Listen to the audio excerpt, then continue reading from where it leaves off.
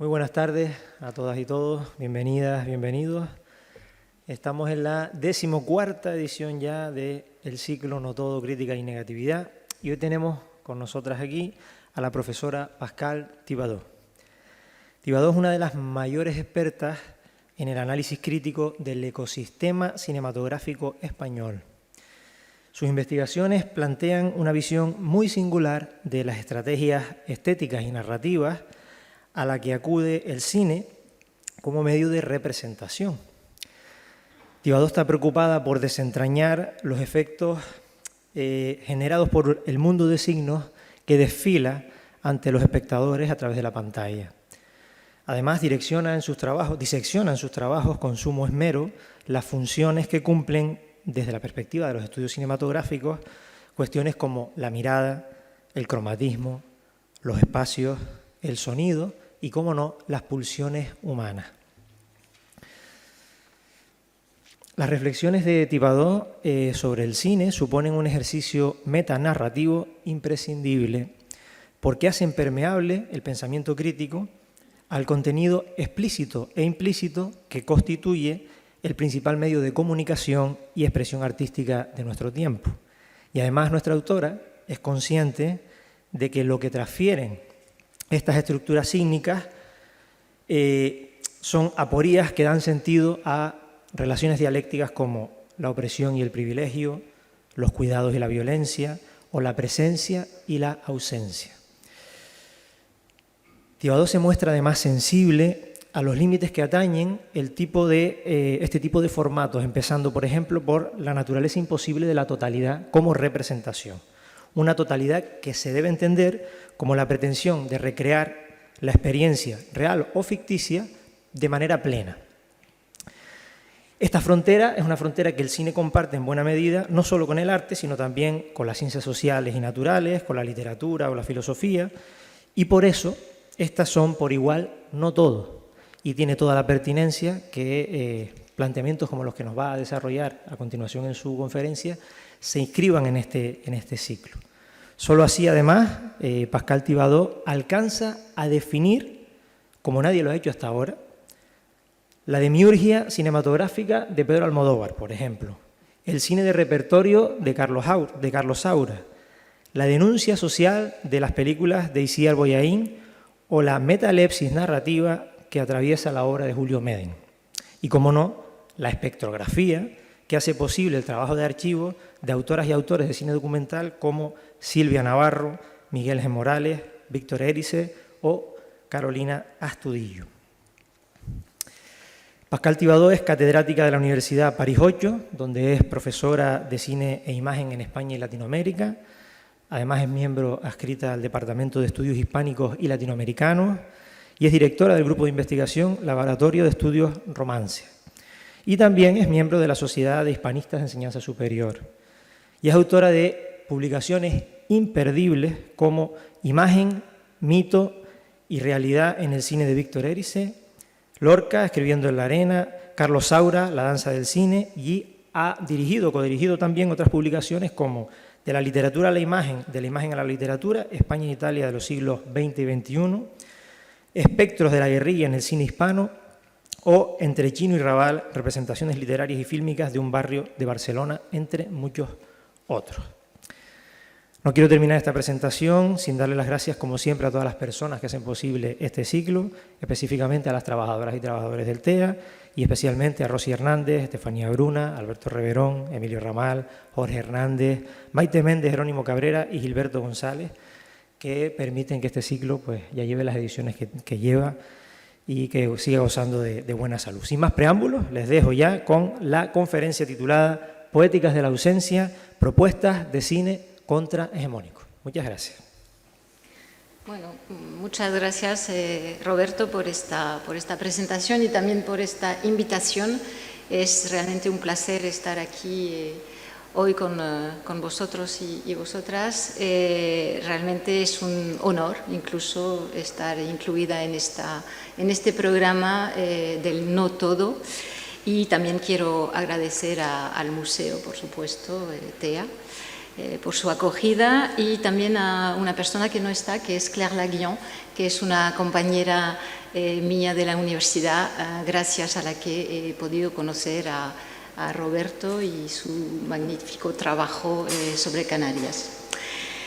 Bueno, empezaré aclarando el título y los grandes ejes que van a estructurar esta conferencia, y primero me detendré un poco en el concepto de poética de la ausencia, que proviene de una tesis que leyó Miguel Ángel Lomillos en 2003, que se ha publicado posteriormente y que dedicó a la película El espíritu de la colmena, de Víctor Erice, y un concepto que utiliza para designar la especificidad del lenguaje fílmico ericiano, estructurado en torno a múltiples ausencias, silencios, vacíos y pérdidas, ¿no?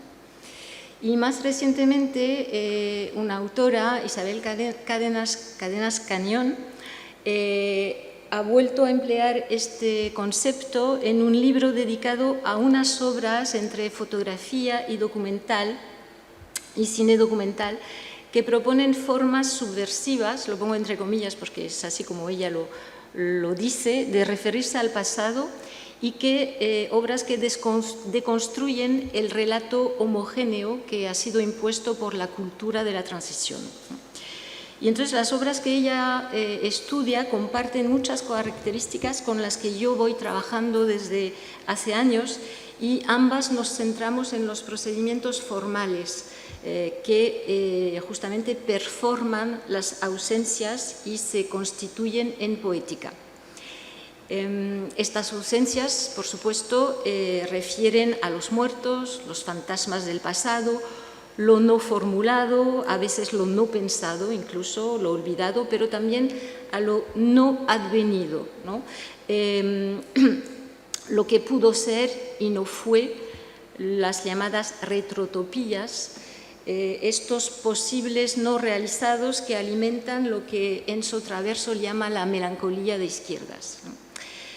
Bueno, una poética de la ausencia sería pues la forma que toman estas múltiples ausencias en las películas, y prefiero hablar de poéticas en plural porque, aunque tienen muchos puntos en común, pues también cada cineasta forja su propia poética a lo largo de su filmografía.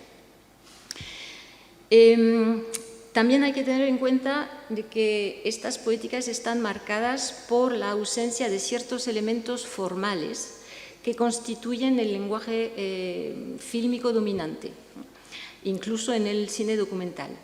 Y aquí me referiré al concepto de sustracción que ha sido acuñado por un teórico francés del cine que se llama Anthony Fion, para pensar ciertas prácticas en el cine contemporáneo llamado de autor, que consisten en restar en vez de sumar, es decir, menos guión, menos causalidad, menos diálogos, menos psicologización, menos retórica, menos efectismos, etc., ¿no? Bueno, y finalmente añadiré otra capa de ausencias, porque las ausencias pueden añadirse unas a otras sin que su suma sea igual a cero. Y esta otra ausencia es la que constituye ontológicamente la imagen fotocinematográfica, ¿no? Puesto que tanto el cine como la fotografía nos permiten ver cuerpos, lugares, objetos ausentes, cuerpos, lugares y objetos que estuvieron, ¿no?, en un momento dado delante de la cámara. Es decir, la dimensión, me refiero a la dimensión indiciaria, ¿no?, de la captación fotográfica, el famoso "esto ha sido" de Barthes. Es decir, que la ausencia es inherente al procedimiento por el que la grabación y la captación convierten el modelo en fantasma, ¿no?, y se encuentra en los mismos cimientos de la fotografía, del cine, y hasta podemos decir que toda imagen figurativa, en la medida en que la imagen figurativa siempre sustituye a la realidad que representa, pues toda imagen figurativa contiene esta ausencia. En el caso de la imagen documental, lo que me va a interesar ahora, la función de grabación afirma al mismo tiempo la ausencia del objeto y la prueba de su presencia pasada delante del objetivo, en un lugar, un momento dado. Y como apunta Barthes, a propósito de la fotografía, podemos decir que la imagen documental que está frotada de realidad, no sé si está bien traducido, en francés dice frotté de réel, como si justamente estuviera en contacto en un momento dado y se quedara con algo de esta realidad.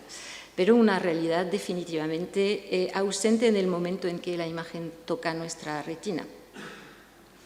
Por supuesto, la digitalización, la producción actual de imágenes fotográficas no indiciarias generadas por la inteligencia artificial nos obligan a cambiar radicalmente de parámetros, ¿no? Hemos entrado en lo que Joan Fontcuberta llama la era de la postfotografía, pero las películas de las que voy a hablar en esta conferencia están todas impregnadas por esta espectralidad del medio fotocinematográfico y están habitadas por la ausencia de los cuerpos que un día fueron atrapados. Entonces, estas películas son La Morte Rouge de Victor Erice, La muchedumbre reaparecerá siempre de Carolina Astudillo y de Los nombres de las cabras de Silvia Navarro y Miguel G. Morales. Y le agradezco a Silvia Navarro su presencia aquí entre nosotros y estoy muy impresionada también. Las tres películas pueden calificarse de ensayos poéticos. Son películas de montaje que utilizan en su mayoría imágenes de archivo para interrogarlas, para resignificarlas y hacer presente el pasado, al mismo tiempo que ponen de manifiesto la ausencia en lo visible de este pasado. Pero también tienen en común el no corresponder a ciertos estándares de la industria cinematográfica y audiovisual, desde el formato, desde los modos de producción y de difusión y hasta en los procedimientos formales y narrativos que también están bastante normalizados en la producción documental. Y aquí me voy a detener un poquito en explicitar a qué me refiero al hablar de propuestas de cine contrahegemónico y contra qué tipo de hegemonía se inscriben. Bueno, como saben, desde los estudios marxistas a los decoloniales y hasta los estudios de género, se ha demostrado la potencia prescriptiva de la industria cinematográfica y audiovisual para imponer visiones del mundo, discursos sobre la realidad, por su potencial expansivo, ¿no? de difusión de masas, y estos discursos, estas visiones se vuelven hegemónicas y van impregnando las subjetividades, modelando los comportamientos, los pensamientos, las emociones, y nadie puede librarse de ello. De manera general, el cine y la industria prescriben modelos de comportamientos, refuerzan esquemas de dominación social, racial, de género y contribuyen altamente a la elaboración de relatos nacionales, ¿no? Aquí cabe mencionar también el papel de dicha industria en España en el asentamiento de la cultura de la transición. Y, por supuesto, el mismo cine, ¿no? Desde la industria, desde su vertiente mainstream, y ahora también en algunas series, también participa en la deconstrucción de estos modelos, ¿no? y esquemas dominantes. Lo hace dando protagonismo a nuevos personajes desde una perspectiva inclusiva, normalizando ciertas situaciones, modos de relación, proponiendo otras versiones posibles de los mitos nacionales o de las historias oficiales, ¿no? Podemos considerar que estos discursos dentro de la industria constituyen tentativas contrahegemónicas en el sentido gramsciano, ¿se dice gramsciano? De que intentan imponer una nueva hegemonía cultural acorde con nuevos valores sociales, ¿no? sin por ello poner en peligro el modelo económico en el que se apoyan, ni el propio lenguaje fílmico. Porque este cine documental, este cine industrial dominante también impone modelos narrativos hegemónicos que construyen una realidad paralela, ¿no? La narrativa fílmica dominante, sea de ficción o documental, insisto, produce en los y las receptoras un sentimiento totalizante mediante una serie de reglas como la causalidad, la explicitación de las motivaciones y de las emociones de los personajes, la presentación de un mundo abarcable, comprensible, con un principio, un desarrollo, un final, donde quedan resueltas todas o las principales peripecias, ¿no? También se basa en una serie de procedimientos que favorecen la identificación con los personajes o con los testigos en los documentales y van a desencadenar sensaciones físicas, emocionales fuertes. Es lo que Noel Birch ha designado en su libro El tragaluz del infinito el modo de representación institucional, el MRI, y modo de representación que se impone a partir de los años 20 en el cine y que crea en las y los receptores pues un placer, ¿no? Incluso un goce en el sentido freudiano de la palabra, que proviene de esta sensación inédita, ¿no? De tener un control global sobre la realidad, ¿no? La realidad que nos entrega la película. En el cine, y por lo menos en el cine hegemónico, somos omniscientes, tenemos el don de ubicuidad, podemos pasar de una temporalidad a otra, de una personalidad a otra, de una realidad a otra. Como apunta Clément Rosset, que es un filósofo francés, podemos extraernos el cine nos permite extraernos del mundo real sin dejar de habitarlo, ser otro y otra sin dejar de ser quienes somos. Y este MRI ha impregnado tanto las costumbres espectatoriales que infringir sus leyes puede exponer al rechazo o, en el mejor de los casos, a la incomprensión.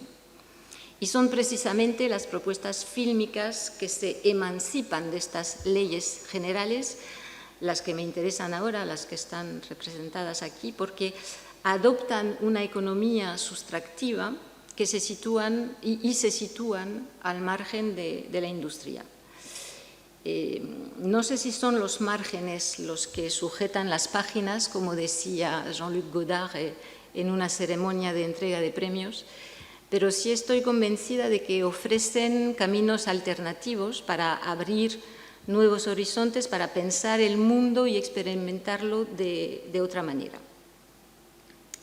Por supuesto, estos márgenes existen y no han dejado de existir desde las vanguardias de los años 20, ¿no? Lo que empieza a cambiar a partir de finales del siglo XX y se afirma de manera cada vez más obvia es la acogida de estas propuestas fílmicas marginales y marginadas en el seno de las instituciones, en particular los museos y las filmotecas o las bibliotecas. Y lo interesante es que estas instituciones van a convertirse no solamente en órganos de difusión, sino que también van a colaborar en la misma producción de las películas, es el caso de los 3 filmes de los que voy a hablar, e incluso en algunos de los casos los van a encargar, ¿no? Van a ser encargos de estas instituciones. Bueno, entonces para presentar rápidamente las películas, como decía, son películas de montaje que mediante prácticas contemporáneas de reempleo y resignificación de imágenes del pasado deconstruyen relatos, a veces para proponer uno nuevo, otras veces dejando abiertas muchas puertas y espacio a la interpretación. Pero todas, estas 3 y otras, ¿no?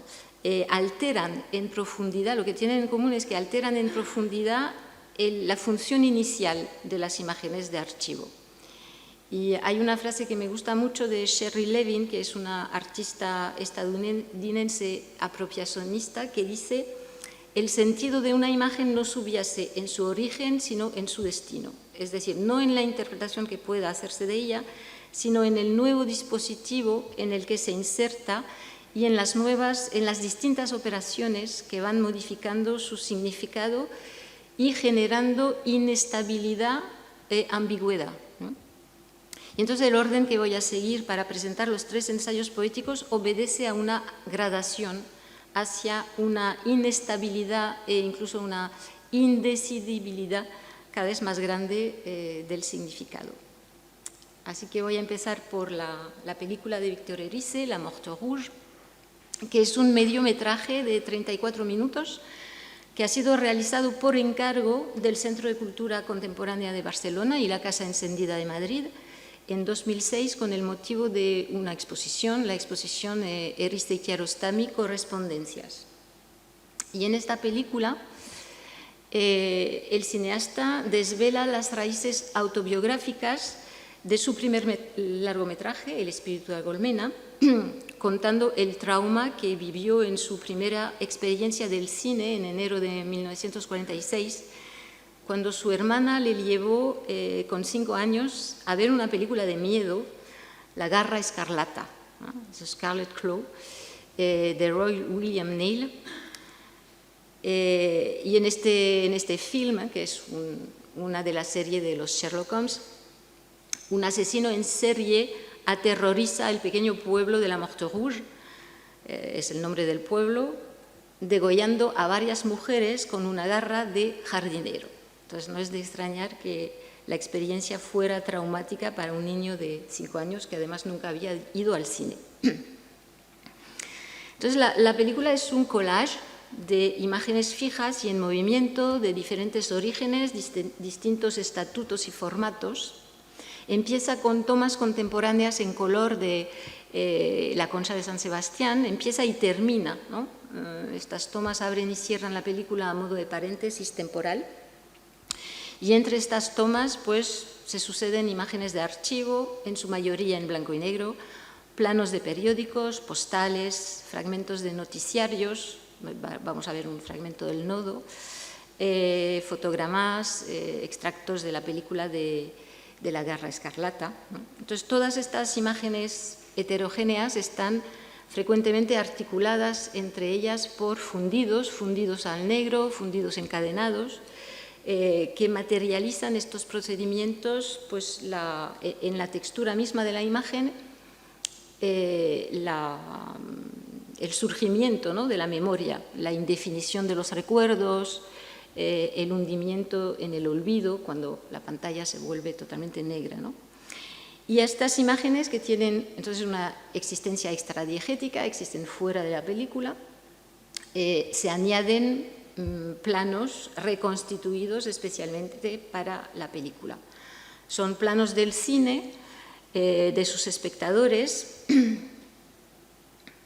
de la habitación del niño y de sus terrores nocturnos proyectados sobre la pantalla formada por el techo o por la cortina de su habitación. Entonces es un conjunto visual heterogéneo, pero que viene unificado por la voz en off del director que se escucha a lo largo de la película y parece susurrar al oído del espectador, la espectadora, a modo de confidencia, ¿no? Y entonces se proyecta desde el presente hacia un pasado que va reelaborando. Así, el hilo continuo de la voz permite tejer las imágenes entre ellas y arrojar luz, ¿no? a estos retazos fragmentarios que suben del pasado a la superficie de la pantalla. Para nosotros, el que recuerda, entonces, es ante todo una voz, ¿no? La emanación de un cuerpo ausente, el cuerpo del cineasta, que intenta recrear la experiencia del niño que fue, ¿no? que ya no existe, es un niño ausente, pero que está presente, cuya ausencia está presente a lo largo de la película y sigue activo, ¿no? este niño, tanto en la psique del realizador como en sus proyecciones fílmicas, que son la Morte Rouge y el espíritu de la colmena, a través de su alter ego Ana. Entonces, con esta figura infantil, fantasmal, ¿no?, la de Ana por debajo de este niño que solo se ve en una fotografía, el pequeño Víctor de 5 años, entonces el cineasta vuelve sobre el trauma personal que constituyó el descubrimiento a la vez del cine y de la muerte, ¿no?, ambas cosas indisociables. Entonces, la experiencia ontológica y genealógica, fílmica, que establece con el espíritu de la colmena, a partir de la revelación de este escenario originario, son las dos dimensiones fundamentales de la película, de la Morte Rouge. Pero al mismo tiempo, como todas las películas de Erice, articula lo íntimo y lo personal con la macrohistoria, y en este caso el franquismo y la inmediata posguerra mundial, ¿no? Y esto lo hace creando una contigüidad entre el film de terror y la realidad. Y vamos a ver el primer fragmento.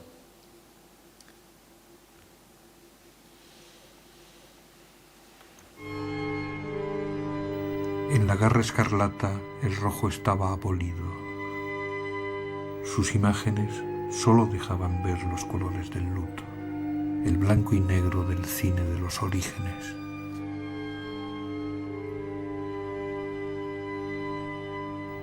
Aunque formaba parte de una serie inspirada en las aventuras del personaje de Sherlock Holmes, para el público La Garra Escarlata era sobre todo una película de miedo. Solo que en este caso el miedo se desplegaba más allá de la pantalla, prolongando su eco en el ambiente de una sociedad devastada.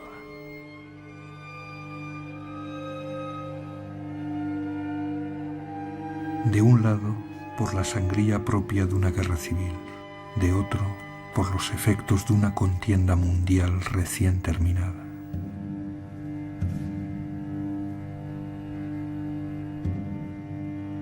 Mientras una población emocionalmente aterida buscaba refugio en el imaginario del cine, no había en el planeta un continente que no hiciera en esos días el recuento de sus muertos y desaparecidos en los frentes de batalla, las ciudades bombardeadas o los campos de exterminio.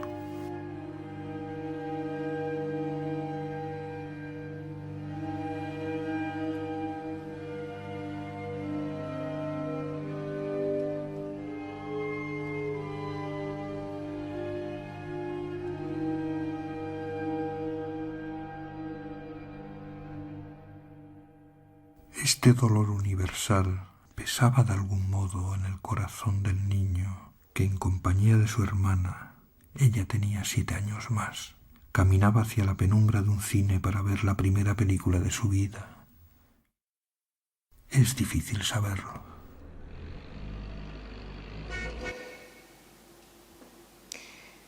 Bueno, este fragmento es un ejemplo, ¿no?, de este montaje que establece ecos entre el mundo de la ficción y la realidad, la esfera íntima y la historia, ¿no? Y vemos que los crímenes, ¿no?, que aterrorizan a los habitantes de la Morte Rouge y por extensión al pequeño Víctor no son más que el reflejo atenuado de un contexto más general español e internacional, ¿no?, con el efecto consolador propio de la ficción, que es que al final el culpable, que es el cartero, el llamado Potts, es descubierto y arrestado. Entonces, más que las salas oscuras, es la ficción, ¿no?, esa otra realidad de la que nos habla Clément Rosset, la que constituye un refugio para las poblaciones ateridas, nos dice Erice, y es capaz también, como apunta un poco más tarde en la película, de poner un bálsamo en la herida en un doble juego de dolor y consuelo. Fin de cita.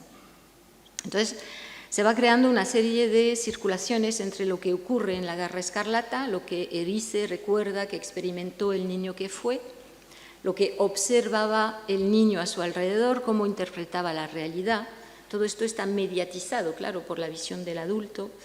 y lo que el adulto también imagina o puede reconstituir de la realidad a partir de sus conocimientos. Y lo hace primero pues, investigando en los archivos de la ciudad para encontrar la fecha, la cartelera, y luego reconstituyendo la sesión de cine que incluía la proyección obligatoria del nodo, y este va a ser el segundo fragmento.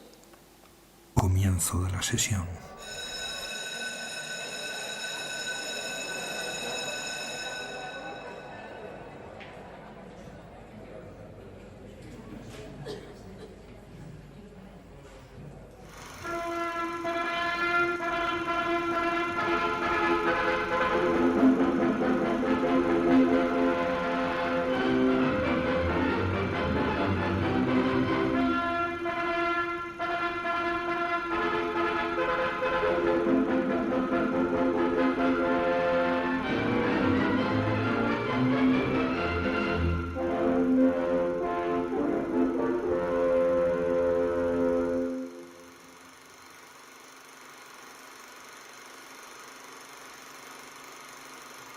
De aquel nodo se le quedaría grabada en el recuerdo la escena de un alto mandatario repartiendo por Navidad unas pesetas en las manos de hombres y mujeres pobres. Este testimonio documental era el sustrato de realidad sobre el que unos minutos después se asentaría la ficción, pero esto el niño no lo sabía. Para él, ficción y realidad eran aún la misma cosa.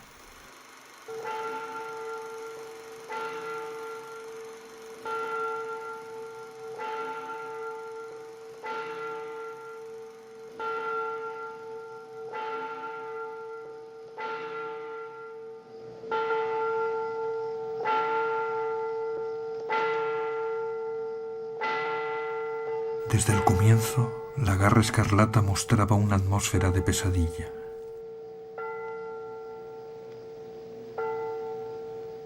Era como si la vida cotidiana de pronto hubiese quedado suspendida mientras la campana de la iglesia de la Montrouge doblaba a deshora.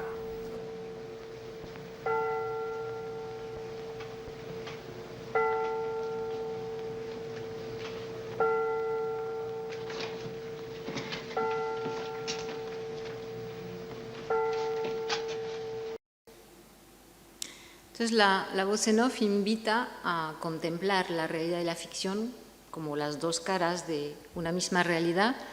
Es decir, el noticiario crea una ficción, la de unas élites preocupadas por resolver la miseria, pura ficción, y la ficción refleja el terror generalizado en la sociedad franquista.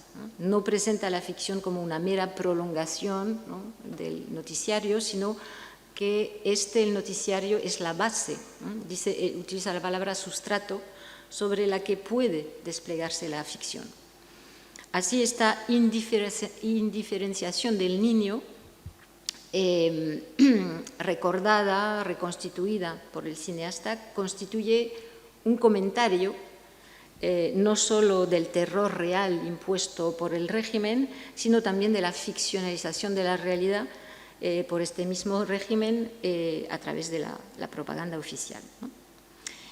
Y entonces, en esta permeabilidad entre ficción y realidad en la percepción infantil, es esto lo que le permite después al cineasta establecer otra asociación, esta vez más personal, entre el asesino de la ficción, el cartero simpático Potts, y el dictador. La voz en off dice: durante un tiempo las cartas fueron para el niño un emblema de muerte y los carteros sus agentes. Y mientras escuchamos esto, vemos en la imagen cartas con sellos con la efigie de Franco. Y entonces el montaje que une precisamente la voz en off y la imagen identifica al criminal ficticio con el criminal real, nunca arrestado, nunca juzgado, a la inversa del de la ficción, ¿no?, que él sí es arrestado al final de la película.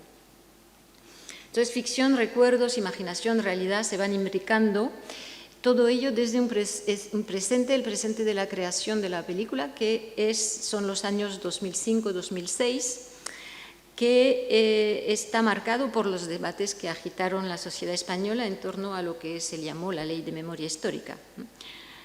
Por supuesto, no se trata de reducir la película a esta dimensión contextual, ¿no? Ya he dicho que lo esencial está en la doble reflexión ontológica y filmográfica, pero sería igual, creo, abusivo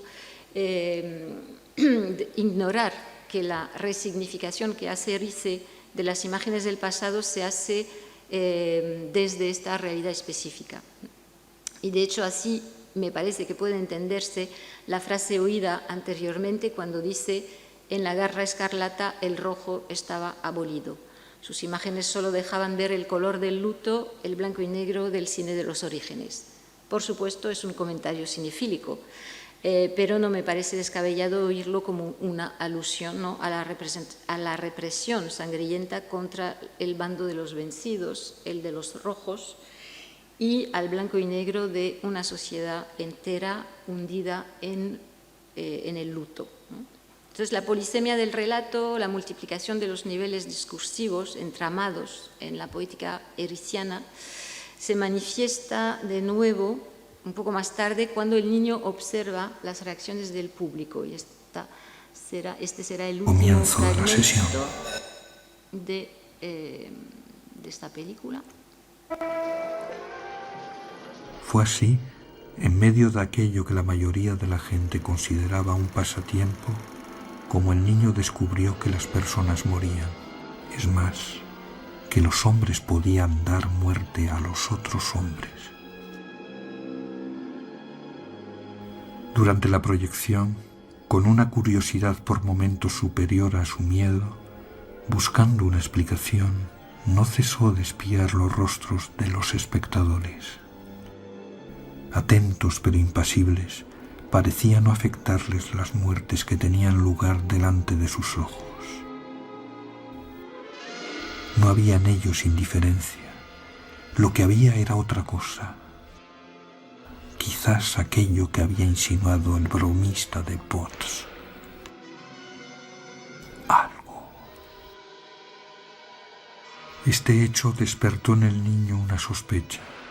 La actitud unánime de los adultos debía ser la consecuencia de un pacto que todos habían aceptado, consistente en callar y seguir mirando.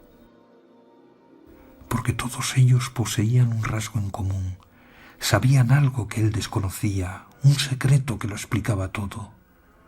Desvelarlo fue la aventura turbadora a la que se sintió arrastrado por una fuerza superior a su voluntad, la que le hizo percibir la otra cara de la ficción, un agujero negro en la trama de la realidad por el que se había ido toda la inocencia del mundo.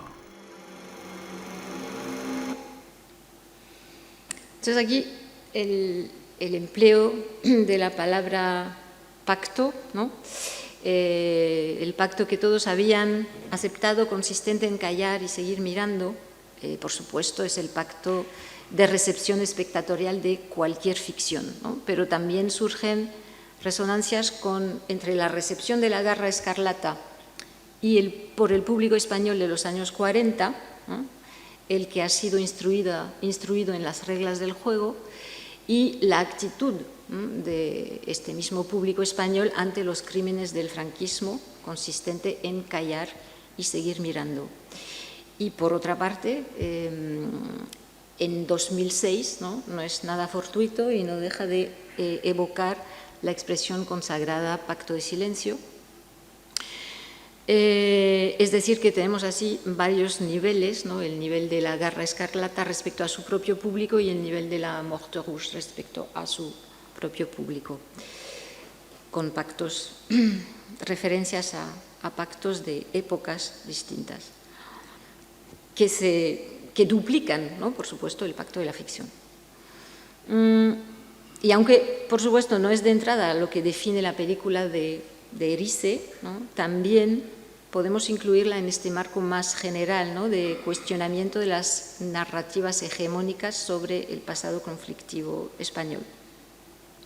Así, la anécdota individual, el trauma personal provocado por una ficción absolutamente ajena a este pasado conflictivo, adquiere cierto valor de ejemplariedad para dar cuenta de esta fractura interior y silenciosa vivida por una generación entera, que es la llamada generación inocente a la que pertenece Erise. Y esta fractura pues tiene ondas expansivas, ¿no?, y espectrales que siguen propagándose en el presente y en la Morte Rouge. Derrida dice a propósito de la relación entre memoria y cine que el cine es memoria espectral. Un duelo, es que no sé si se utiliza la palabra duelo o luto en español, luto, duelo, magnífico, un trabajo de, cuando se dice en sentido psicoanalítico, el trabajo de luto o trabajo de duelo. Entonces, un trabajo de duelo magnificado. Sigo con la cita: está dispuesto el cine a dejarse impresionar por todas las memorias enlutadas, es decir, por los momentos trágicos o épicos de la historia. Fin de cita. Entonces, este ensayo poético, a partir de una reflexión filosófica cinematográfica sobre el paso del tiempo, sobre la memoria, la naturaleza de la ficción, instaura un diálogo entre los espectros que emanan de las profundidades de la infancia desaparecida y los espectros de la historia colectiva para hacerlos presentes, ¿no?, en el momento, en el Ich et Nunc de la proyección y de la recepción. Entonces, en esta película las imágenes, hemos visto, son muy heterogéneas, pero su montaje y el soliloquio de la voz en off contribuyen a homogeneizar el discurso y producir un relato estructurado, ¿no?, según principios narrativos clásicos. No es el caso de las dos siguientes películas a las que voy a referirme. Voy a pasar a la película de Carolina Astudillo. Esta película se ha realizado con motivo del centenario de Berlanga en 2020. Filmoteca Española les propuso a 4 cineastas que están aquí a la izquierda: Carolina Astudillo, Fernando Franco, Nuria Jiménez y León Simignani. Les propuso que hicieran cada uno un cortometraje a partir de unos rescates de una película desaparecida. Esta película había sido realizada por 4 aprendices de cineastas, los que están aquí a la derecha, que se llamaban, bueno, Juan Antonio Bardem, Luis García Berlanga, Agustín Navarro y Florentino Soria. Y esta había sido realizada en 1948 en el marco de su práctica de fin de curso. Eran los primeros alumnos del IEC. El IEC era la escuela de cine creada en 1947, es decir, el año anterior, por el régimen, con el motivo de controlar la creación cinematográfica. Y la película se titulaba Paseo por una guerra inacabada y nunca llegó a terminarse. El primer montaje duraba 20 minutos, no tenía sonido y se perdió.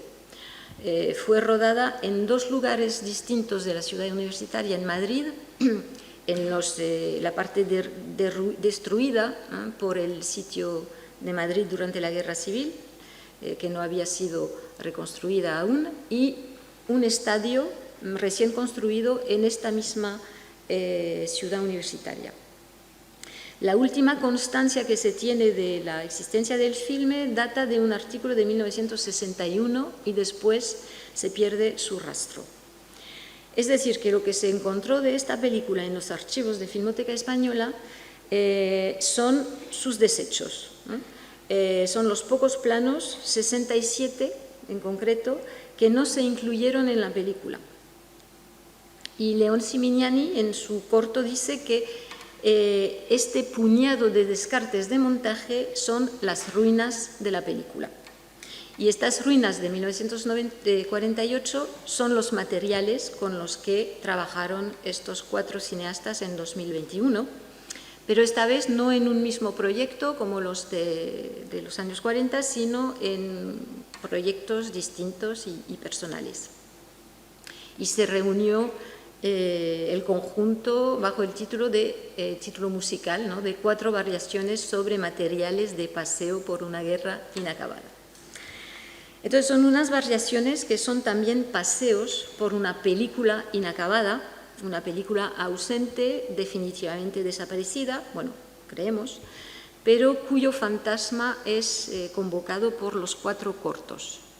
Entonces me voy a centrar en uno solo, los 4 son muy interesantes, pero me voy a centrar en la película de Carolina Astudillo porque es una cineasta sobre la que yo he trabajado y que me interesa mucho justamente por su manera de trabajar el archivo.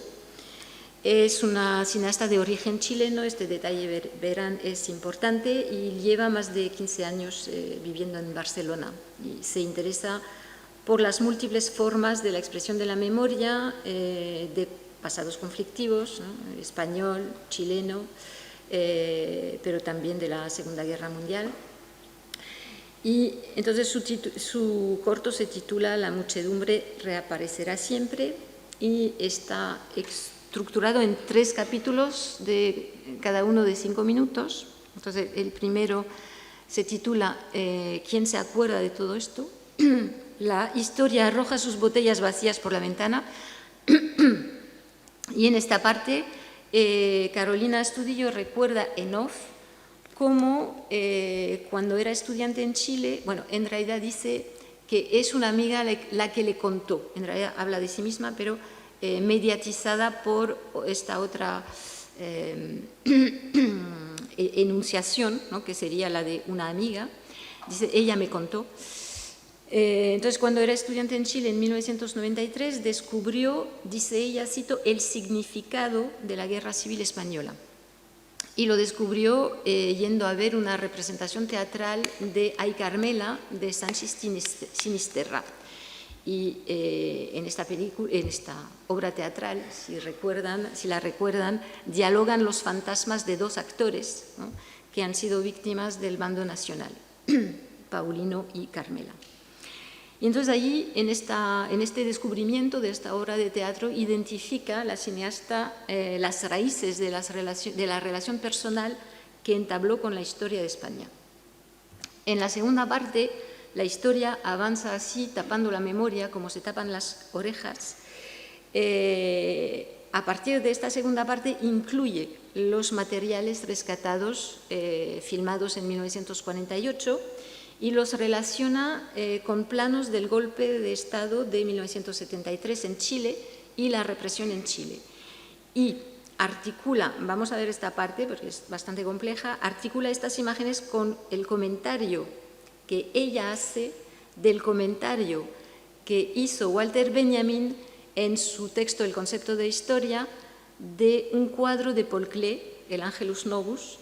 Esto ya es una parte, y añade a esto fragmentos de un poema de María Zambrano titulado Muchedumbre, que justamente es el que da el título al corto. Y por fin, la tercera parte, el siglo XX debe hacer con el tiempo lo mismo que el siglo XIX hizo con el espacio. En esta última parte reflexiona sobre el destino de los edificios de la ciudad universitaria en Madrid, que se destruyó por completo y que se volvió a construir de nuevo, las políticas de urbanización que incluyen la destrucción de los lugares de memoria y lo pone también en paralelo con un proyecto que hubo de remodelar el Estadio Nacional de Chile, donde hay una tribuna que se ha preservado, que es un lugar de memoria, y entonces había el proyecto con motivo de los Juegos Panamericanos de 2023 de remodelar, ¿no? Pero al final no se hizo, porque en la remodelación pues, se incluía la supresión de esta tribuna. Bueno, y también interpreta en esta tercera parte un plano donde se ve al personaje mutilado que cierra lentamente el puño en su muleta, como lo interpreta como un discreto signo de lucha y resistencia, y establece comparaciones con otros planos de puños alzados, es decir, en una perspectiva transnacional y ahistórica. Vamos a ver el fragmento, que es la segunda parte del corto.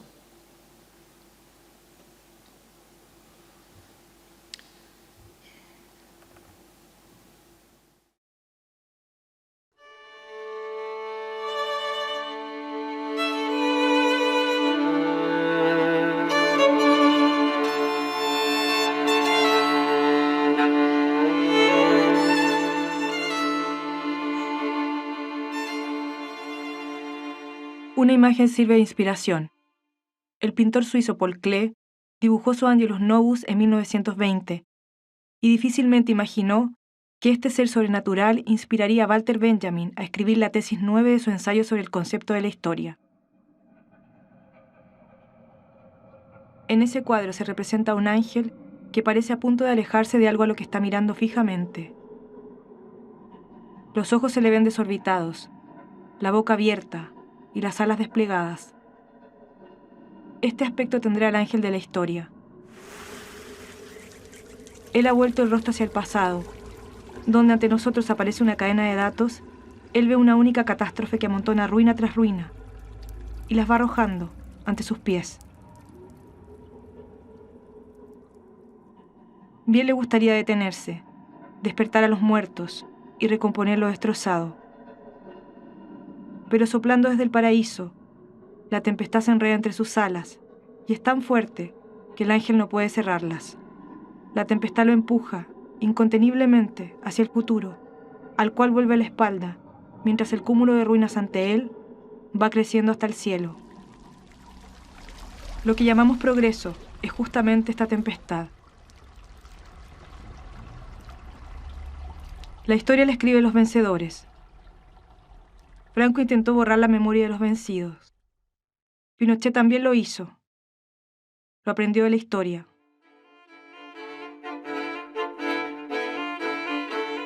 Sus mejores aliados fueron la represión política, persecución, prisión, tortura, desaparición y exilio, la censura y un discurso que llamaba a olvidar el pasado y a mirar hacia el futuro.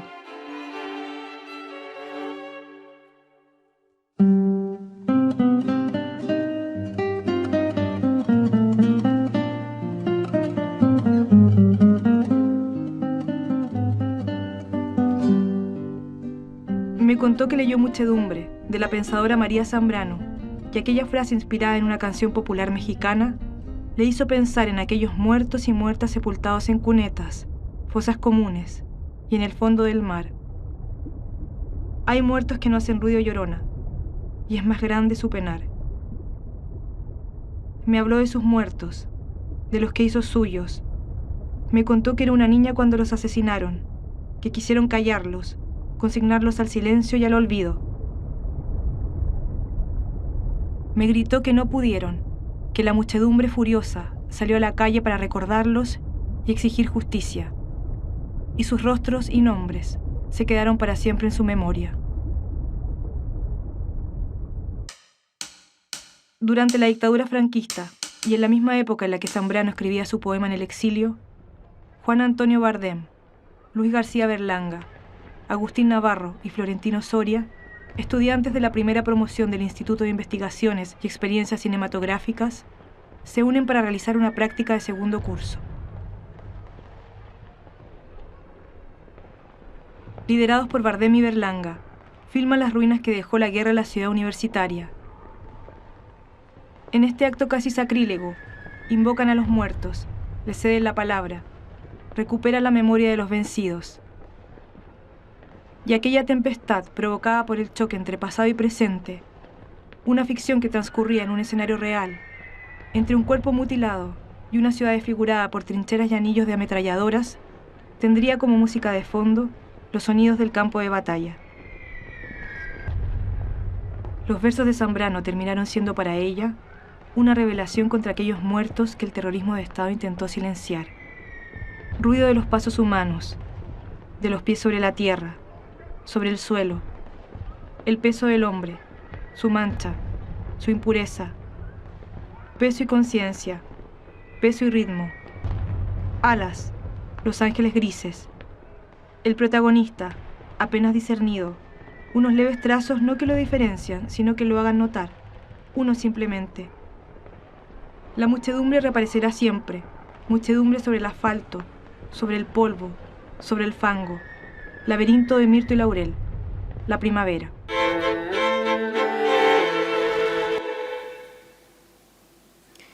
Entonces el film es más, más opaco que el anterior, ¿no? En la medida en que no solo articula lo íntimo con lo histórico y lo político, sino no solo mezcla imágenes heterogéneas referentes a contextos, épocas y países distintos, sino que además compone una especie de puzzle textual, ¿no? Con citas de, pues en la primera parte de Neruda y Sánchez Sinisterra, luego aquí de Benjamín y Zambrano, en la tercera parte añade fragmentos de Chris Marker, de películas de Chris Marker, con también textos. Y entonces multiplica los enunciadores, rehuyendo de la homogeneización, ¿no?, que permitía la voz de Erice. Es decir, que a la fragmentación visual corresponde también una fragmentación textual, ¿no? Y esta no se manifiesta enseguida porque, como todos los textos están leídos por la cineasta, por su voz, en un tono así bastante homogéneo, y además están tejidos estos textos entre ellos por también fragmentos escritos por ella, ¿no?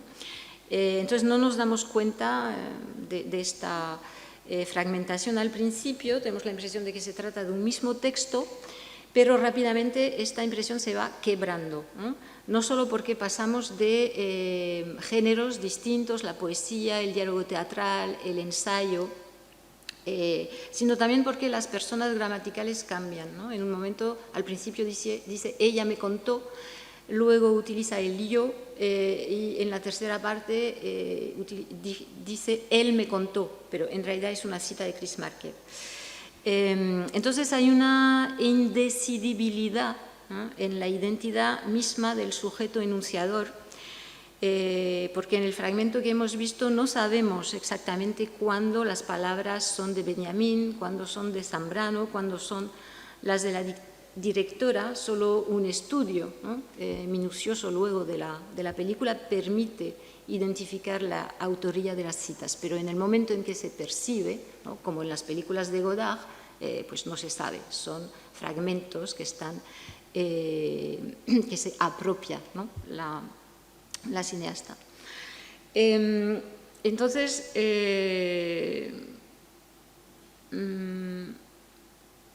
sí, sin embargo, esta recomposición crea un hilo conductor que se constituye en discurso político y poético sobre las violencias de Estado, sobre las memorias silenciadas y las resistencias de la muchedumbre, ¿no?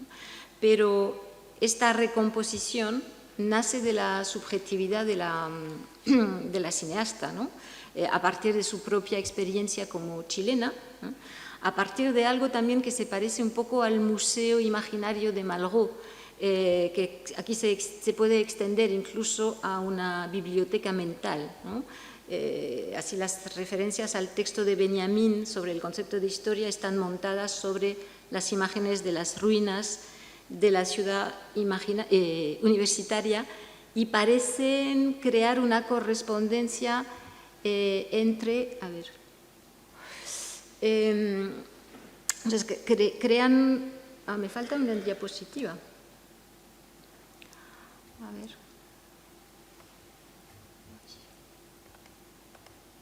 No, es esta.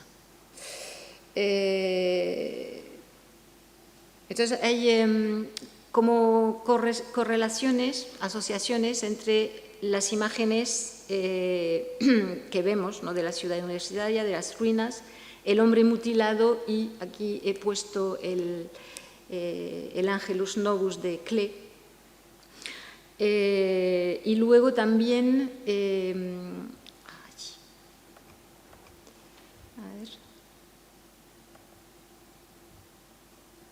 Con esta sombra también del hombre mutilado. Y luego el montaje establece este nexo del que hablaba y que hemos visto, no solamente entre los estadios, sino también entre el puño cerrado y las protestas, ¿no? Esto es que está en la diapositiva anterior, aquí. ¿No? Aquí se ven estos ecos o estas rimas visuales, ¿no? Bueno, y cuando se ve esto es en la tercera parte, cuando se ven estos planos, pues se escuchan los versos del poema de Zambrano, ¿no? Conectados con las desapariciones en Chile, bueno, y en otros países, por supuesto. Bueno, respecto a esta puesta en relación, ¿no?, de los contextos chileno y español que pertenecen a temporalidades muy distintas, hay que tener en cuenta que esta película, como la mayoría de las de Carolina Astudillo, se inscribe en un discurso memorialista transnacional, ¿no?, con la internacionalización del derecho de las víctimas, con la aparición de la categoría de desaparecido, que es una categoría que ha llegado a España por América Latina, y el recurso también a la jurisdicción internacional cuando las justicias transicionales son incompletas o inexistentes, ¿no? Y ante estas carencias, las obras artísticas, las películas, cumplen un papel esencial, ¿no?, de exposición de lo ausente, de visibilización de lo silenciado, desde lo que se puede calificar de justicia poética, ¿no?, como apunta Ulrich Winter, por ejemplo, entre otros. Entonces, en vez de recurrir a datos factuales, en vez de acumular pruebas, en vez de argumentar o demostrar lo que hacen muchos documentales sobre la memoria, el film de Astudillo construye una poética visual y enunciativa que está llena de huecos, llena de brechas, tejiendo vínculos entre elementos dispares y creando resonancias entre su propia subjetividad y la nuestra.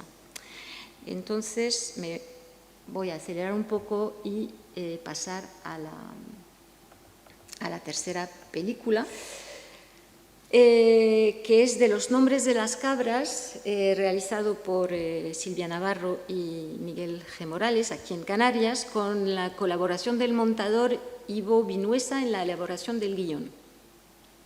Este largometraje, calificado de documental experimental, ha sido promovido y subvencionado por el TEA y por varias instituciones canarias, y se ha presentado en muchos festivales internacionales y ha obtenido el Gran Premio Ciudad de Lisboa al mejor largometraje en el Festival Indie Lisboa en mayo de 2019. Entonces, esta película es constituida exclusivamente por material de archivo, material sonoro, material fílmico y fotográfico, encontrado en más de 30 fondos documentales muy diversos y fechados entre 1920 y 1970, es decir, que son documentales que cubren 50 años, ¿no? Y los directores han partido del trabajo etnográfico del arqueólogo Luis Diego Cuscoy, ¿no?, realizado sobre Canarias, y han hecho una investigación durante 3 años en filmotecas, en museos, en fondos internacionales para elaborar esta película. Y las grabaciones de Cuscoy y su fondo fotográfico constituyen la columna vertebral del filme, pero muchos de los otros archivos utilizados sirven como contrapunto, como puesta en perspectiva del discurso y de la mirada del arqueólogo, que no dejan, por supuesto, de ser el producto de su época, la del franquismo, por más que estuvieran también marcados por ciertas obsesiones personales del arqueólogo. Entonces, lo que propone la película es hacer chirriar, ¿no?, los resortes de los relatos hegemónicos de los orígenes, relato hegemónico de los orígenes de la población del archipiélago, relato de su conquista por España, del desarrollo de la agricultura y el llamado milagro económico franquista, pero también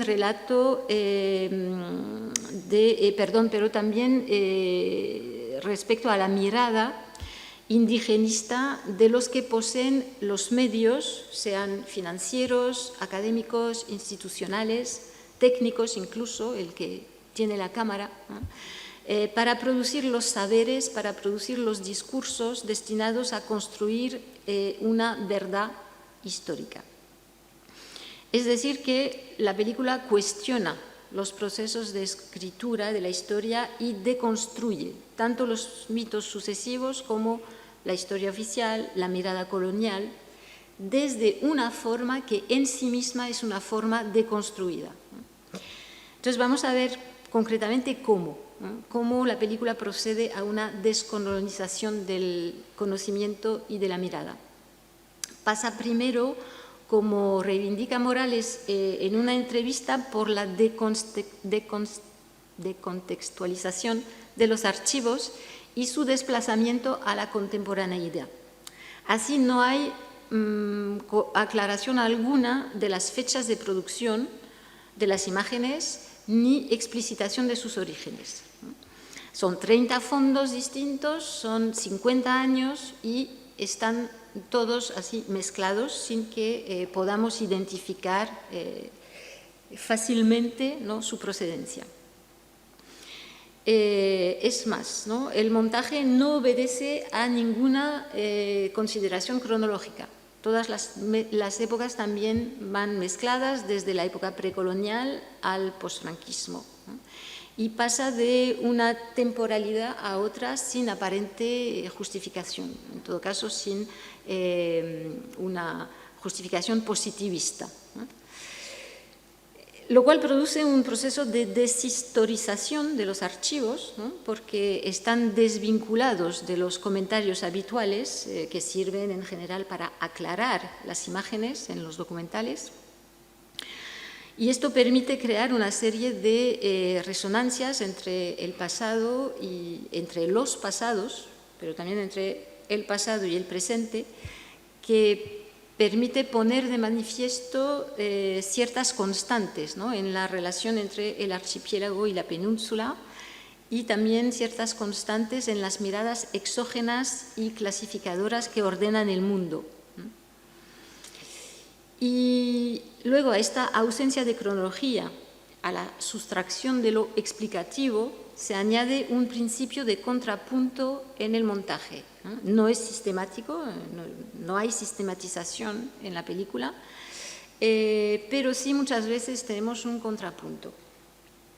No solo salta de una época a otra, sino que favorece también la contigüidad de archivos que a veces entran en contradicción, entran en oposición, y también puede ser el caso entre imagen y sonido. Entonces vamos a ver un primer fragmento para ilustrar un poco lo que estoy diciendo.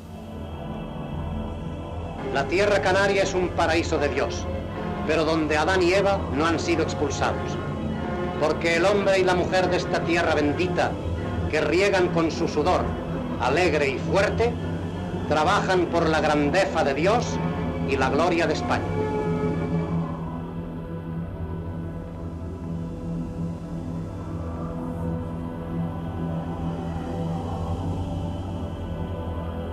Trabajo que suelen hacer mujeres, y entre ellas se ven buenos ejemplares de la raza primitiva.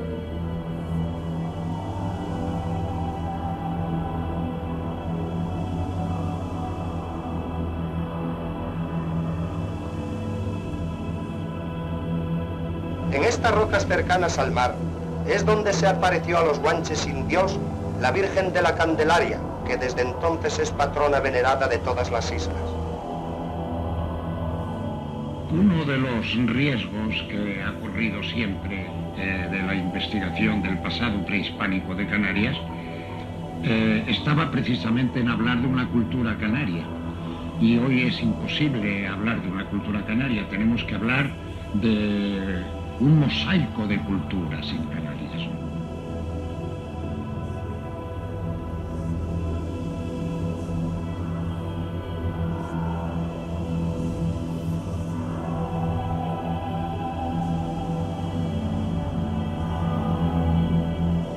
transformar la roca y el pedregal en huerta y en jardín. Hacer allí tierra es hacer patria, es ensanchar abnegadamente la fecundidad de la patria española.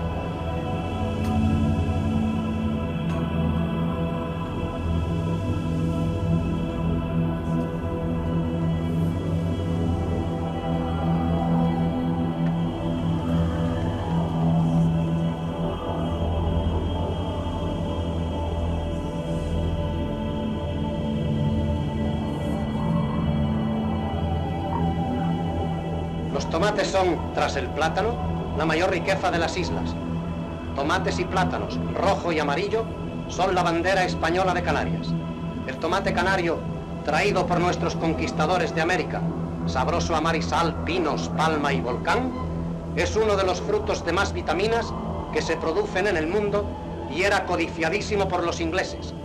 La España de Franco va liberando su consumo para un mercado nacional y autárquico. Sobre los nopales o chumberas, los campesinos colocan en saquitos el germen de otro de sus frutos más famosos, la cochinilla, vieja anilina animal que nos aportó nuestro imperio africano.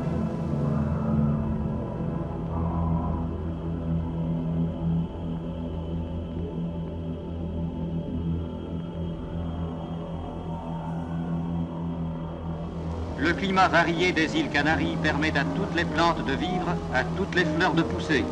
Mais la banane ne nourrit pas son homme et c'est dans des baraquements sordides que vivent les travailleurs des îles Fortunées.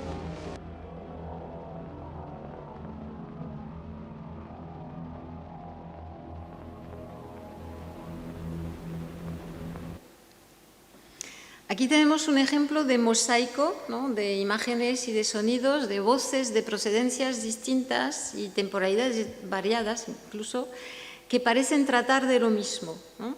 El tema sería la economía de las islas, con la agricultura local, con el comercio marítimo y la construcción de carreteras para el desarrollo del turismo, ¿no?, como si hubiera una unidad temática. Sin embargo, vemos que varios discursos entran en tensión mediante el montaje, ¿no? Primero, bueno, tenemos el discurso hegemónico franquista con su retórica habitual, ¿no?, asociando religiosidad, imperialismo, identidad nacional, patriotismo, ¿no?, empleando estas metáforas y comparaciones que al final nos damos cuenta de que las plantaciones de plátanos, plataneras, se nos aparecen como una versión moderna de la justificación del ingenio, ¿no?, por la evangelización de estos guanches sin Dios. Por otra parte, tenemos el discurso también hegemónico, pero inverso, del locutor francés, ¿no?, de tono miserabilista, que hace hincapié en las condiciones de vida lamentables de los campesinos, entre ellos muchos también menores de edad, ¿no? Y, por supuesto, en la misma época Francia hacía lo mismo en sus colonias africanas. Pero aquí ambos discursos se oponen desde un contexto geopolítico en el que España permanece aislada, ¿no?, en el escenario internacional. Yo hablo de estas dos voces en concreto en el montaje, y así debe entenderse, ¿no?, la referencia al tomate liberado de los ingleses para el mercado nacional y autárquico, ¿no?, como algo voluntario y no impuesto por la situación internacional. Pero más que esta oposición discursiva, resulta muy interesante la inclusión de otras imágenes y otras voces que, aunque parecen tratar de lo mismo, producen un distanciamiento que no es solamente temporal, sino decolonial, ¿no?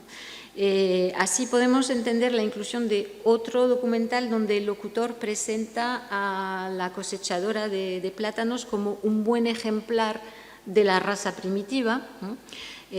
Una de las obsesiones de los etnógrafos y antropólogos desde Berthelot, ¿no?, al que también la película se refiere en otro momento. Y esta esencialización racial está en los fundamentos de la explotación, así como la necesidad de salvar a los paganos, ¿no? Y en este caso es muy productivo el montaje entre la imagen del puerto, ¿no?, y una voz que no corresponde a estas imágenes que menciona la aparición de la Virgen de la Candelaria justamente a los guanches indios. Este montaje heterogéneo entre sonido e imagen pone explícitamente en relación la evangelización de las islas con su explotación económica y la exportación de sus riquezas fuera.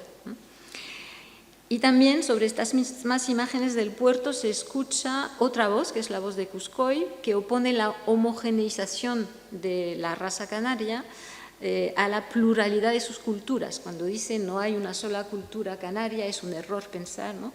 Sino que hay un mosaico de culturas en Canarias. Y estas palabras las escuchamos en un plano donde se ven camellos cargados de mercancías y pues el camello recuerda, ¿no?, la presencia africana, ¿no?, en estas culturas. Así, el montaje de este material heterogéneo, aparentemente, de este material en una unidad aparentemente homogénea, introduce una serie de brechas en este discurso hegemónico sobre el desarrollo económico de las islas. Insiste en el origen colonial múltiple, América, de donde viene el tomate, África, de donde viene la cochinilla, bueno, Canarias, donde se están explotando estas riquezas. Entonces, origen colonial múltiple de la riqueza y de la gloria de la península. Y también en el proceso de distanciamiento no está solamente el montaje, sino la magnífica composición musical y sonora de Juan Carlos Blancas en este proceso de contrapunto, que no es solamente un contrapunto musical, sino también un contrapunto discursivo. Otro ejemplo, y será el último porque tengo que terminar, otro ejemplo de este desfase que introduce el distanciamiento, lo tenemos en la larga enumeración de los nombres de las cabras por un pastor, mientras vemos a campesinos y sobre todo pues escucha la voz de Cuscoy interrogando al pastor porque le lee una lista de nombres de cabras y el pastor le explica qué significan estos nombres de cabras, a qué corresponden, ¿no? Y la secuencia es muy larga, dura 10 minutos, solo vamos a ver los minutos finales. Y mientras se escucha esto, vemos imágenes de campesinos y sobre todo campesinas con niños y niñas también, que reflejan justamente una gran diversidad de tipos, ¿no?, de habitantes de las islas. Entonces, otro color. ¿Y morisca qué es? Que sea morisca actual. ¿Qué color? Azul. Azul. ¿Y vallita? Vallita es que sea como, que tenga como unas figuras en el hocico como amarillo. Bien. ¿Y berrenda? Berrenda es que tenga dos colores también. ¿Pero qué colores? Berrenda es que sea, por ejemplo, berrenda llama al pastor que si es morisca y otra color amarilla, eso es berrenda. Ah, bien. ¿Y cianca? Cianca es que tenga en el hocico unas listas blancas. ¿Y zancajera? Es que sea zancuda.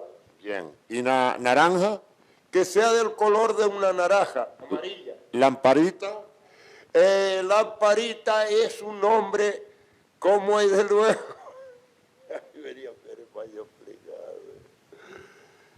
Lamparita es un nombre que no tenga ningún color, sino un nombre que le ponen para conocer. Ah, bien. ¿Y lucera? Lucera es que tenga blanco entre medio de la cabeza. Ah, en la frente, ¿no? Cierto. ¿Y estrella? Estrella es también que tenga un poco de blanco en la cabeza. ¿Y gotera? ¿Eso qué es? Es que tiene debajo de las quejas para abajo un poco de pelo. Ah, ¿y sagarita? Sagarita es que sea, por ejemplo, azul también y otra color. Bien. ¿Y cuadrada? Cuadrada es que tenga un muslo blanco y el otro negro. Bien. Y aquí veo sobaquera. Sobaquera es que le dicen sobaquera porque tiene en las patas de adelante algo de blanco también. ¿Y esto qué es? Albardada. Albardada es que tenga el lomo blanco y lo demás sea negro. ¿Y esto qué es? ¿Lapiada o cómo? Lapiada. Es lapiada porque tiene también manchas blancas sobre de la piel. Como si fueran lapas. Oh, claro. De ahí viene el nombre. De tramo a tramo como un perro. ¿Y calzada? Calzada. Calzada es que tenga las patas algo blanco y lo demás de otro color. ¿Labrada? Labrada es que sea una cabra labrada que parezca como una madera cuando la labran, que sea algo delgada y... Bueno, lo he cortado en el... Entonces, este montaje pues, es irónico, por supuesto, ¿no? Porque asocia las cabras, ¿no? Y las campesinas como si los nombres enunciados las designara, y al mismo tiempo pues, crea, ¿no? este distanciamiento político respecto a la condición de estas mujeres, ¿no? Cuyos cuerpos eran utilizados como los de animales de carga, en este caso, y también los niños, ¿no? El plano de esta niña es bastante tremendo. Y los primeros planos, como este o varios, también demuestran también o hacen hincapié, bueno, subrayan en su malestar. Se ve que están delante, no están naturales ni espontáneas delante de la cámara, y hacen hincapié en la función depredadora de la cámara, en la mirada escrutadora del hombre que filma, y por sus miradas, por su comportamiento, comprendemos que todas las personas filmadas obedecen a las directivas del operador, que le dice, no, vuelve aquí, o quédate todavía, ¿no? Mira a la cámara. Es decir, que la explotación de los cuerpos por la industria platanera aquí en este fragmento se duplica en una explotación de estos mismos cuerpos por la industria fílmica propagandística, y esta dimensión está también muy presente en distintos momentos de la película que destacan la mirada colonial de posesión sobre los cuerpos objetos, ¿no?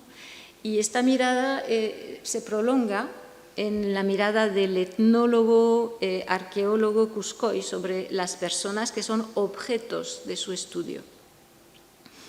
Entonces, esta secuencia es la que da el título, ¿no? a la película, y utilizando un giro sintáctico del español antiguo, ¿no? De origen latino. Y no he podido dejar de pensar en un libro, no sé si es una referencia voluntaria o no, pero me parece muy irónico, la referencia al libro de los nombres de Cristo, de Fray Luis de León, un libro del siglo XVI, que utiliza la forma del diálogo doctrinal para debatir sobre el significado de los distintos nombres que se le atribuye a Cristo, ¿no? No voy a entrar en un comentario de las posibles resonancias, ¿no? Entre el discurso humanista de Fray Luis de León y el diálogo entre Cuscoy y el pastor. En cambio, sí me parece interesante detenerme un poco en esta necesidad de nombrar e individualizar aquí las cabras para evitar la homogeneización y la esencialización, ¿no?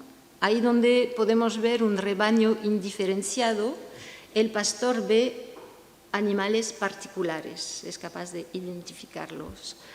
Y en la filosofía medieval, ¿no? Otra manera de designar el nominalismo es el particularismo, ¿no? Entonces son animales particulares.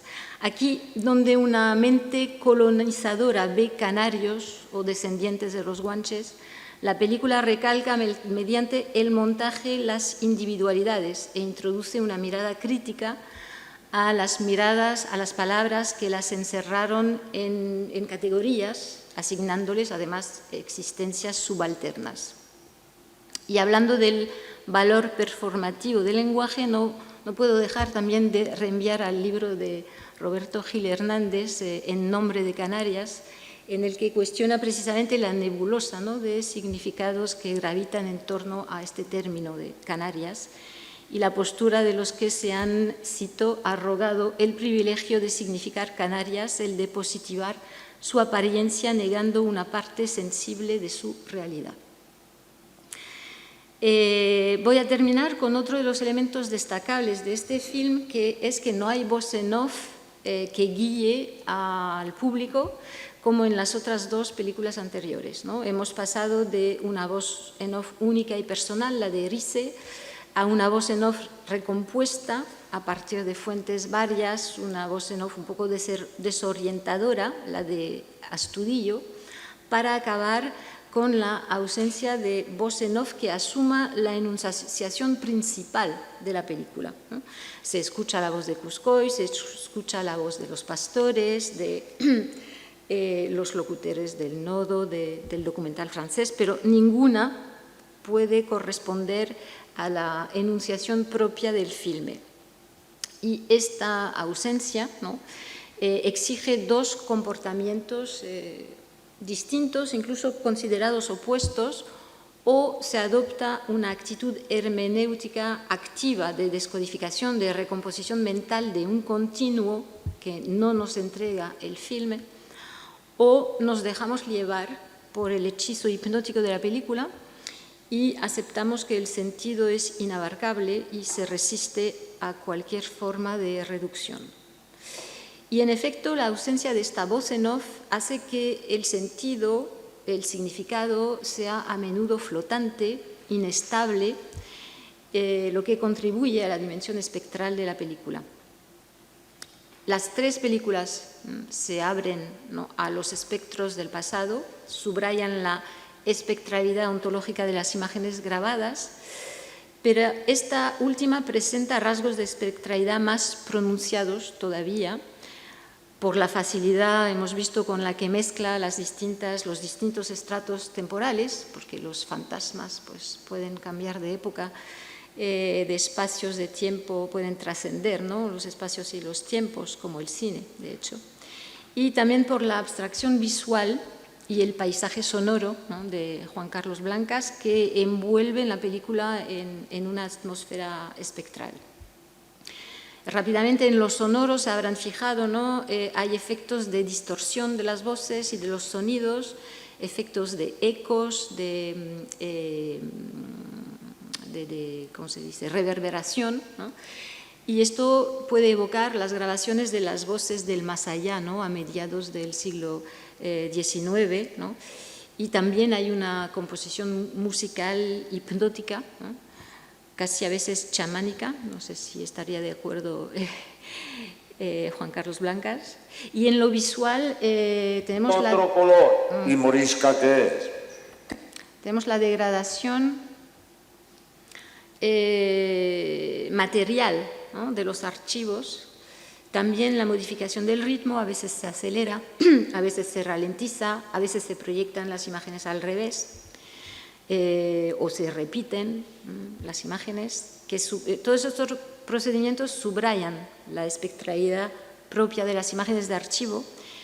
Y de hecho, Carolina Astudillo, en otra de sus películas, dice, cito, cada imagen sobrevive o no a los sujetos retratados, o bien los devora en su propia descomposición. Por lo mismo, cada imagen nos habla de una ausencia. Así que, para concluir, estos tres ejemplos de filmes, de montaje, son una respuesta al discurso fílmico total, en la medida en que exhiben la fragmentación de cualquier film, de hecho, y en vez de llenar los vacíos, como hacen la mayoría de los documentales históricos basados en archivos, ponen de relieve las ausencias, la incompletud fundamental de nuestra relación con el pasado y con el mundo en general. Entonces, más que discursos, que pueden serlo desde lo político y lo histórico, más que discursos son las formas las que oponen al lenguaje homogeneizador un lenguaje heterogeneizador, no sé si se dice, en el que los huecos y las ausencias quedan expuestas como parte integrante tanto de la realidad fílmica como de la realidad referida. Y convierten los archivos en lo que Enzo Traverso de nuevo ha llamado archivos sensibles, es decir, archivos, cito, donde el pasado sigue vibrando en el presente como revelador de un pasado inconcluso, susceptible de una posible reactivación, un pasado no rescatado. Y ya me callo.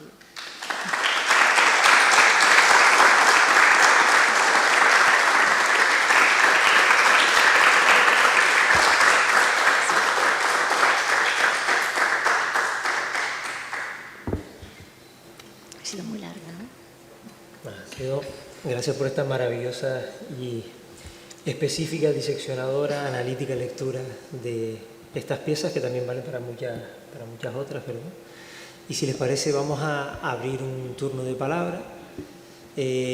Como siempre, les pido por favor intervenciones breves para facilitar que el mayor número posible de personas pueda preguntar a la autora Pascal. A ver, por aquí hay un turno pedido.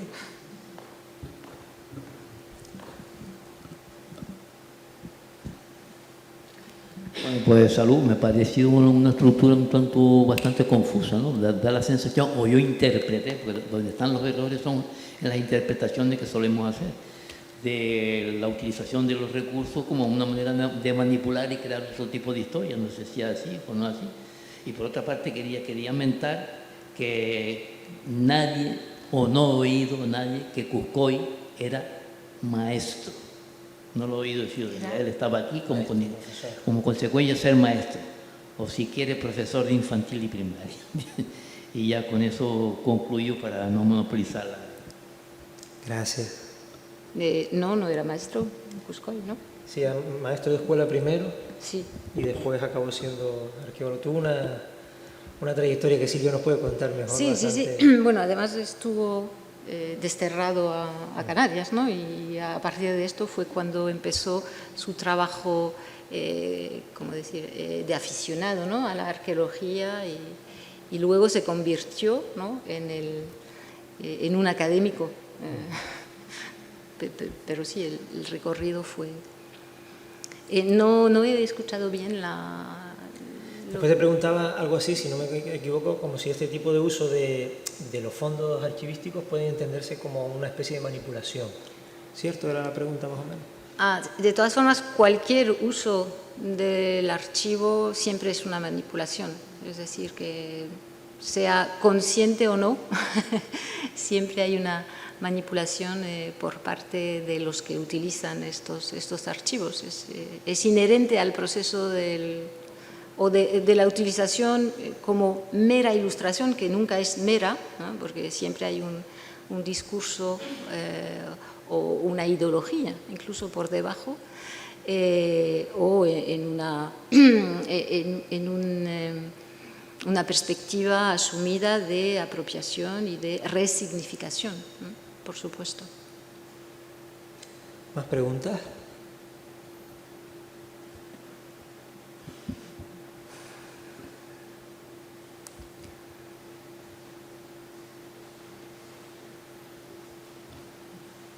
¿Habían visto la película? La de... ¿Cuál de las tres? La última, la de los nombres de las cabras, si la habían visto, ¿no?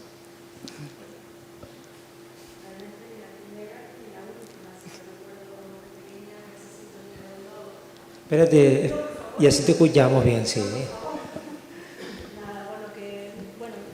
Preguntarle desde la lejanía, de no ser mi tema habitual, de preguntarle buenos días. Muchas gracias por la conferencia y ha sido realmente muy interesante.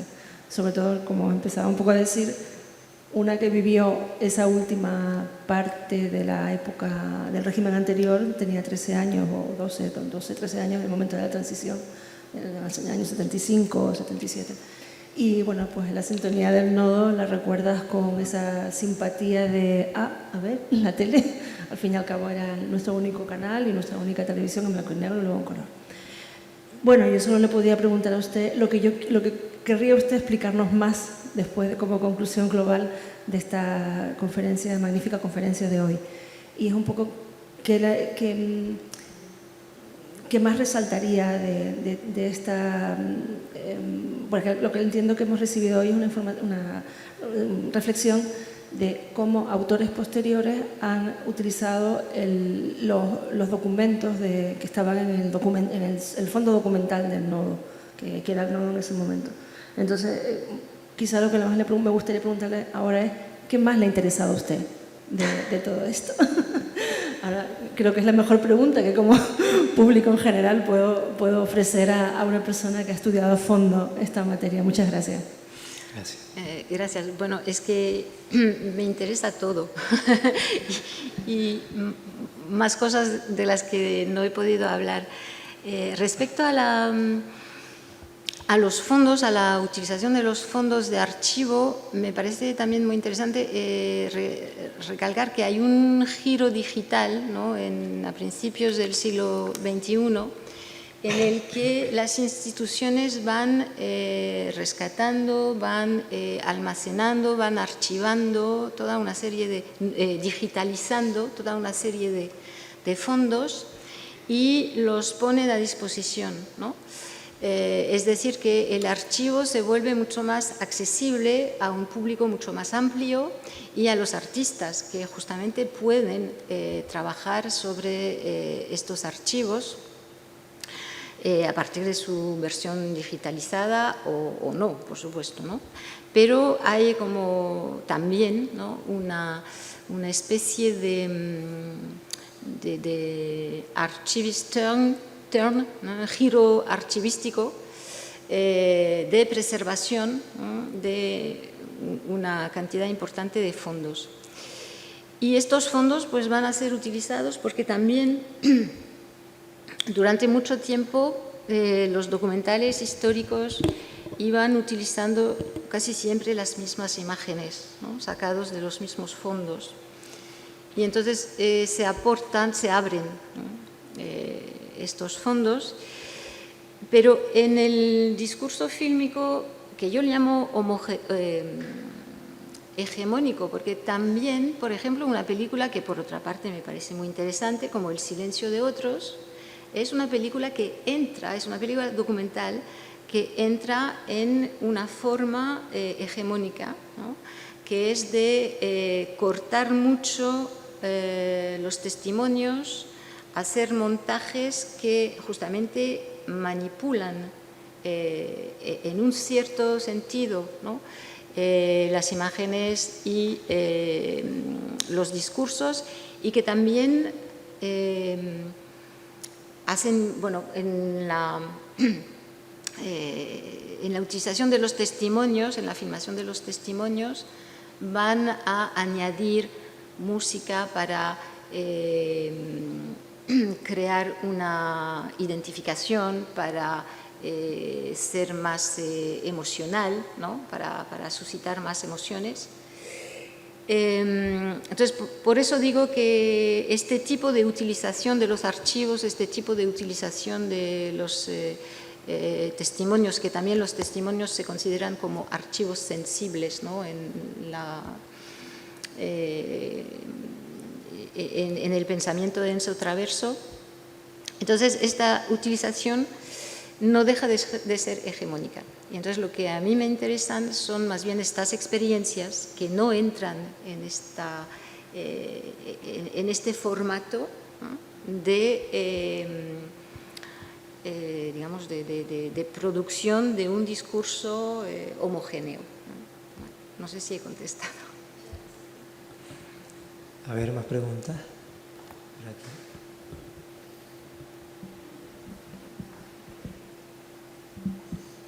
Muy buenas tardes.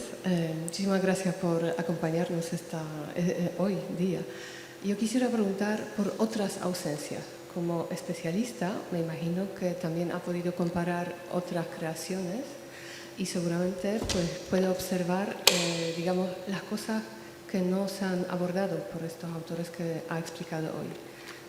A ver, me refiero, por ejemplo, al cine de la inquietud moral que han desarrollado, por ejemplo, en Polonia, a artistas como Zanussi o Kieślowski, y que pues también han hecho una serie de deconstrucciones, pero a nivel micro. Usted nos comentó, nos habló de las deconstrucciones, pero a nivel macro. Se habló de discursos, de imposiciones ideológicas, pero faltó lo que han hecho, por ejemplo, los polacos en su cine de la inquietud moral, hablando de lo interior, de cómo las personas, pues de alguna manera, forman parte de estos regímenes, porque pues no se preguntan por sus propios valores, porque no se indagan, ¿no?, por sentido de su propia vida. Pues más o menos la idea es esa. Si ha investigado otras ausencias.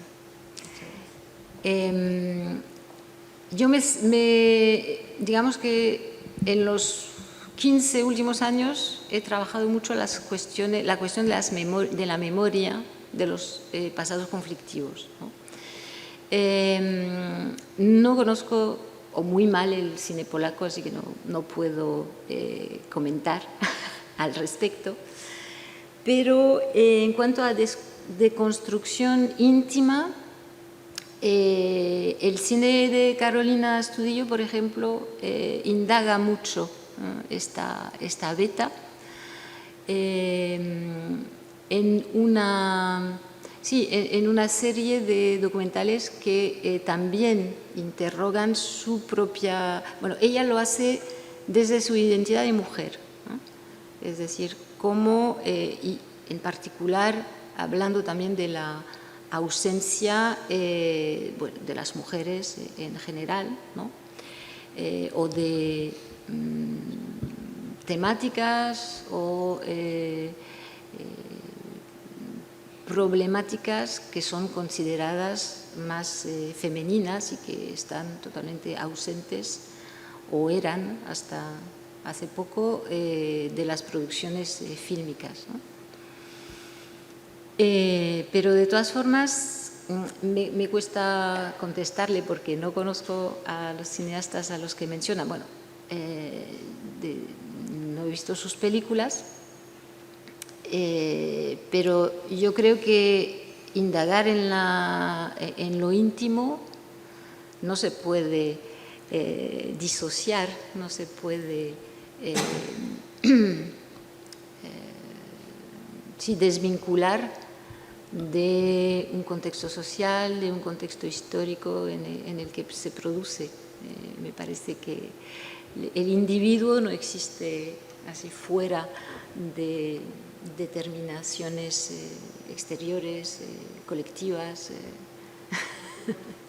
Entonces, es un trabajo que hace, bueno, esta articulación entre intimidad, historia, lo colectivo, lo personal, es lo que hacen los dos primeros, ¿no?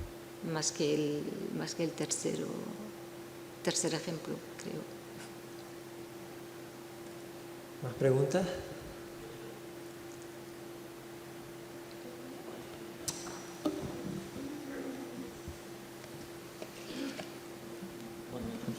Yo quería decir en primer lugar que debemos tener un poco más de cuidado con la puntualidad, porque al parecer es genómico en este país, ¿no?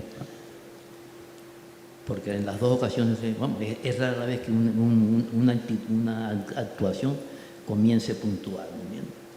Y hay alternativas frente a la puntualidad, vamos a ver, estricta, podemos decir aproximadamente, y se acaba cualquier tipo de reclamación como esta, por ejemplo.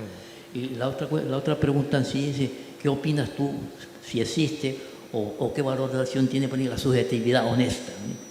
Porque claro, yo prácticamente estoy totalmente en contra de que se haya tirado el obelisco donde salió el movimiento de tal, porque al ser maestro yo iría con los alumnos, de aquí salió la cuestión, porque quien olvida la historia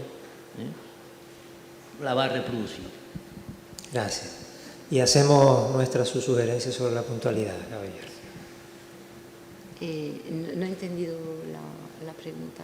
Te planteaba algo así como la necesidad de ir al propio archivo, al propio registro, para evidenciar de una manera más pedagógica el origen de ese tipo de archivos y me imagino que su tratamiento.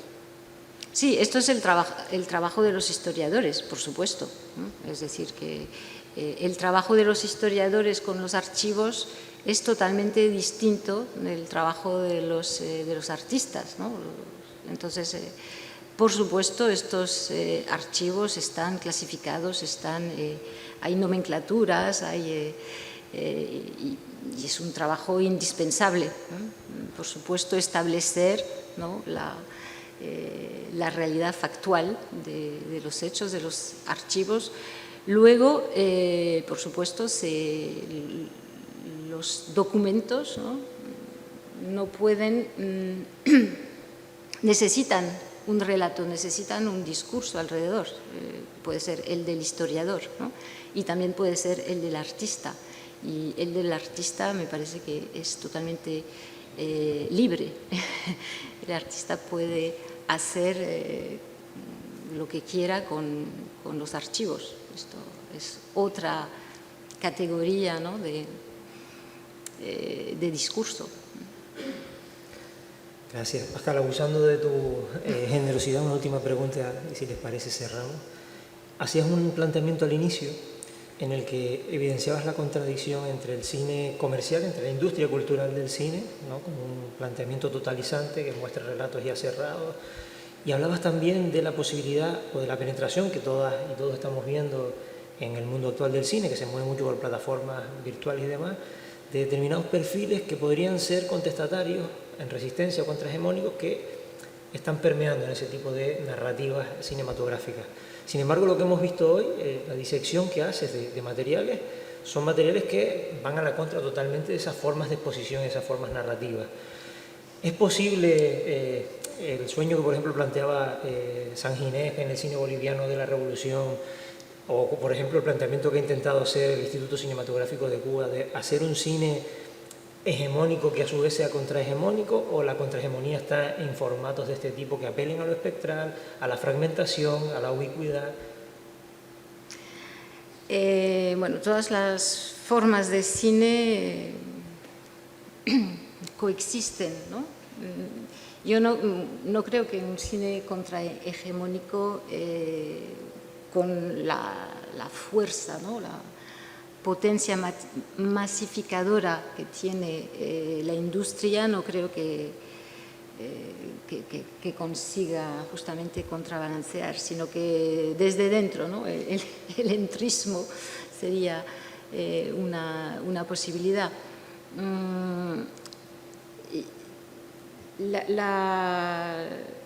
Lo que decía es que este cine contrahegemónico se hace a nivel cultural, se hace, bueno, podemos pensar, ¿no?, en la inclusión en las ficciones incluso más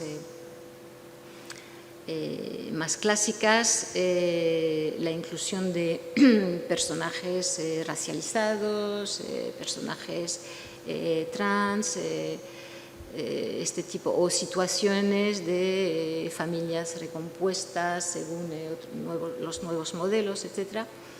Y por supuesto son importantes, ¿no?, que estas nuevas situaciones lleguen justamente para configurar nuevos modelos de comportamiento, nuevos modelos incluso de emociones, ¿no? Pero que es también lo que dice Jacques Rancière, el filósofo, en su libro El espectador emancipado, ¿no? Es decir, estas formas que son mucho más difíciles de acceso, para justamente, por eso he dedicado bastante tiempo a hablar de cómo funciona el cine hegemónico y cómo lo que produce, la satisfacción que produce esta impresión de control sobre una realidad, queda frustrada en propuestas como estas. Entonces son propuestas que difícilmente pueden llegar a un público más formado en los discursos cinematográficos hegemónicos, ¿no? Y es una pena. Hace falta un trabajo pedagógico, hace falta también pues, que las instituciones que ahora albergan, ¿no?, estas propuestas, antes eran más bien difusión underground, en oscuros cineclubs, pero ahora gozan de cierto reconocimiento institucional.